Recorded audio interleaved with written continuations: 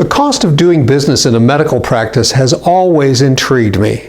For years, the business side of medicine and dentistry is focused on building revenue while still prioritizing effective customer service and quality patient care.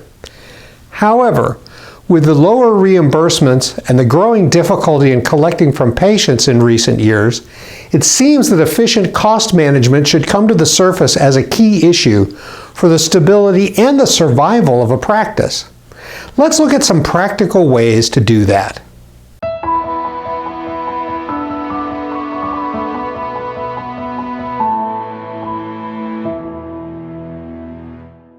Hi, I'm David Weiner, Mr. Cashflow, and if this is the first time we're meeting this way, welcome. Please subscribe to the YouTube channel so you don't miss any other helpful videos on improving your cash flow, and smash the like button on this video as well. Practice overhead or costs can be broken down into several buckets. For our purposes, we're going to review direct costs, fixed costs, and variable costs. Direct costs are those which relate to patient care. For instance, staffing, medical equipment. Fixed costs are those which remain constant, like office rent, malpractice insurance. And just like it sounds, variable costs will fluctuate based on the patient volume, the number of providers, etc. Knowing that staff salaries can consume up to 25% of practice revenue, practices often cut overtime in the number of employees in an effort to control their overhead. That strategy may work financially, but be careful. Just looking at overtime and staffing as a way to control expenses is very, very nearsighted. Why not look at how efficient your employees are? Ask yourself, do my staff members have the right skills? Are they performing the right tasks well at the right time? Your questions can be answered by direct observation and by asking staff members what they do, why they do it, and when they do it. You will be amazed at the insights your employees have about how they can improve their own performance, especially when they're challenged and they're offered an incentive to improve. Incentives can take the form of gift cards or bonuses or time off or even just a genuine public thank you in the office in recognition for a job well done. Now that you've taken a look at staffing costs, you should turn your attention to fixed costs. These are costs that are subject to long-term agreements like rent and malpractice premiums. Savings in those areas can be realized at the time of contract negotiation. Also, most malpractice carriers have an educational incentive to reduce premiums. It takes time, but it's well worth the investment.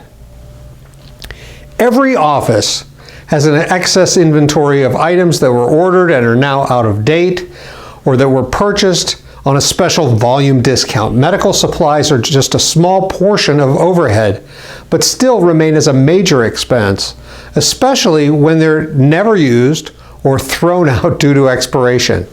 Make sure you make a regular audit of your supply closet, keeping on hand only what you'll use in the near future. Practices can also consider joining a purchasing collective with other practices or a buying group to benefit from volume purchasing. This is an area in which I can provide some guidance if you're interested. The bigger picture. One financial perspective that can be thought of as old school but remains a part of doing business in medicine is this: slow decision making and caution when spending large sums of money. Both concerns are sensible, but must also take into consideration the bigger practice picture. Oftentimes, it is cost-effective to invest in technology. This may be an AR management firm to do your follow-up with delinquent accounts. At other times, the simpler solution is best. Sending a staff member to Sam's Club to buy paper towels may seem cheaper and quicker than having them delivered by the office supplier. But lost time away from the office may actually be more expensive. Every task should be considered based on its own merits. You just might find that employee time is more valuable managing claims denials or greeting patients than other small tasks that could be managed through the use of technology. Let's talk about lean management. When I talk about lean management principles, one of the key concepts is bringing value to the customer. An efficient and friendly patient visit will bring more value to your customers than folding paper statements. An efficient and a friendly patient visit will result in improved patient satisfaction scores, which will lead to more repeat business for your practice and more referrals. More business means more revenue. More revenue means incentives to staff can be offered, as well as an improved bottom line. That would be good, right? Practice administrators involved in managing today's medical practice should consider more than just top-line revenue. You should have an in-depth understanding of how much it costs to see a patient or serve a customer, as well as how well your staff are accomplishing their tasks. Efficiencies in both areas are necessary if you want to achieve a positive patient outcome. After all, that's what it's all about. I can help you take a look at revenue enhancement, streamlining your billing and collection process, and containing, rather than just cutting costs, by conducting a no-charge, no-obligation practice cash flow checkup.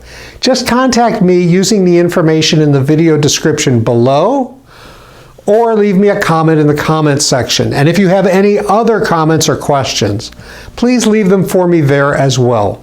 Subscribe to the video channel if you'd like to get more videos that can help you increase your revenue, contain your costs, reduce your taxes, and avoid compliance risks. Hit that like button to let me know that these videos are helpful to you as well. Cash flow strategies. After all, it's your money. Keep more of it.